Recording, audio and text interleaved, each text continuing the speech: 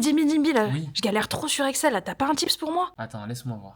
Non mais là, Excel, c'est vraiment incroyable. On peut créer des barres de progression dynamiques hyper facilement. Pour commencer, on va cliquer sur Insertion, puis Case à cocher. Ensuite, à l'aide de la poignée de recopie, on vient ajouter les cases sur le reste du tableau. Ensuite, on se met sur la première cellule où on va mettre la barre de progression. Et là, on va écrire la fonction nb.si pour compter le nombre de cases qui sont cochées. Ici, je sélectionne toutes les cases de la ligne et j'écris point virgule, vrai. Je ferme la parenthèse et là, je vais diviser par le nombre de cases de la ligne en cours. Et pour ça, j'utilise la fonction nbval et j'appuie sur Entrée. Maintenant, quand je coche les cases de cette ligne, on voit bien que le nombre qui s'affiche dans Objectif augmente petit à petit. Et ce qu'il faut faire maintenant, c'est de passer ce nombre-là en pourcentage. Ici, je vais cliquer dans Accueil et cliquer sur Pourcentage. Maintenant, je vais ajouter un peu de mise en forme conditionnelle en allant ici, Nouvelle règle. Et dans la petite fenêtre qui s'ouvre, je vais cliquer ici sur Barre de données. Ici, et là, en type minimum, je vais mettre le nombre 0. Et là, en type maximum, je vais mettre le nombre 1. Maintenant, il ne me reste plus qu'à choisir la couleur de la barre. Donc là, je vais choisir ce vert ici